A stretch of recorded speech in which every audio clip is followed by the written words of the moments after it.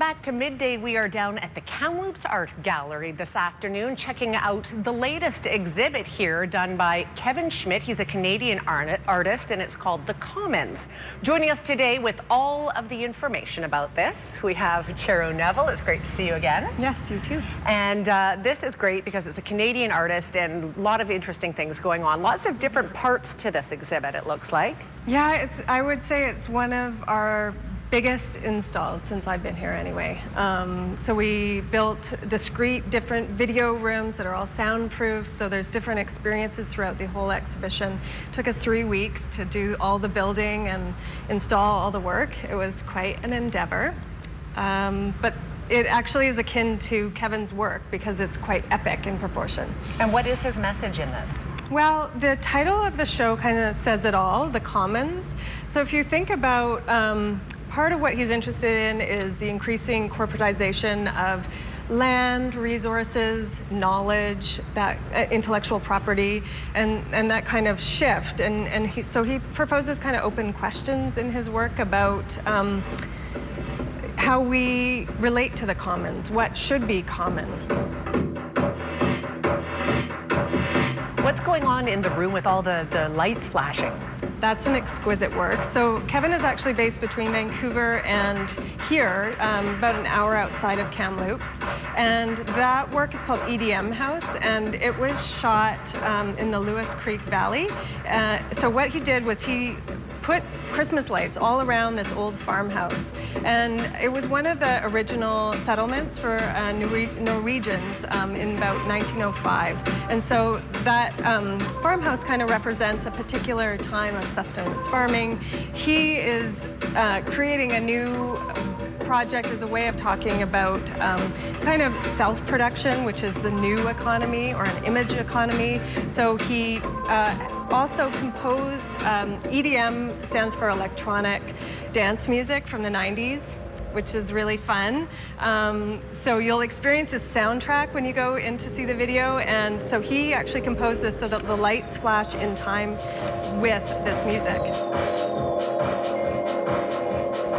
So the whole house, it's almost shot like a horror film as well. And so he's just talking about the entertainment industry, his self as an artist, which is an interest of his, kind of a self-awareness about his role and as a self-producer. And the whole experience is really immersive, which is why we had to build these soundproof rooms for these videos.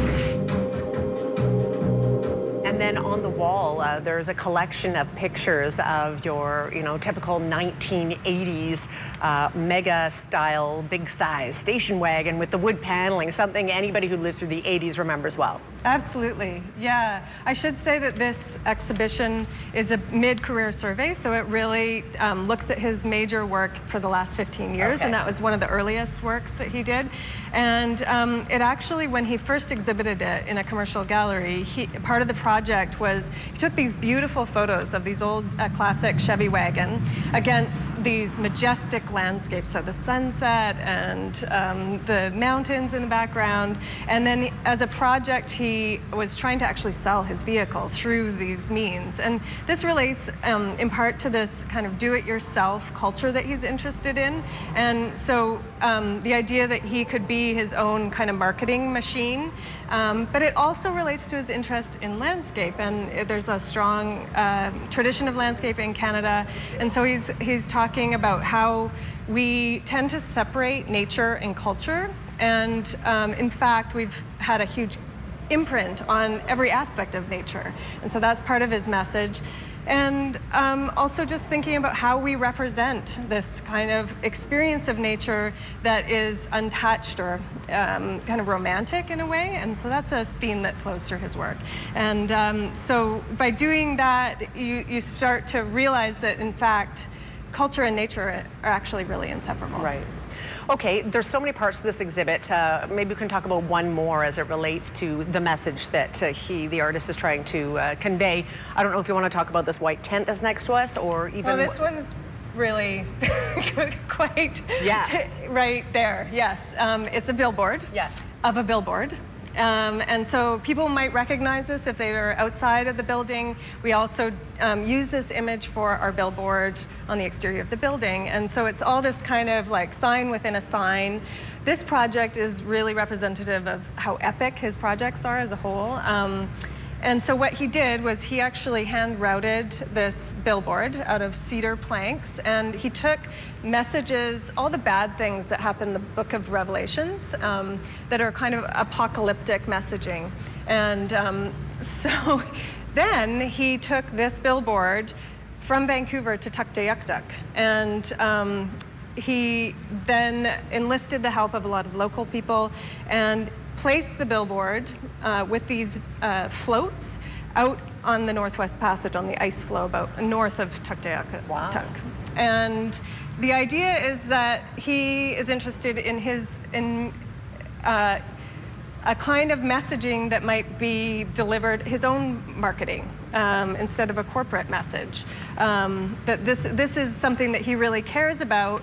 It's significant that he's placed this on the Northwest Passage, which is a contested area for oil tankers in particular, and disputed land. Also happens to be the crossing or the area that Western colonization really took place. And so he's talking about a whole bunch of levels of land and occupying land and conveying an artist message. And so this remains out in now the ocean. When the ice melted, it was meant to float.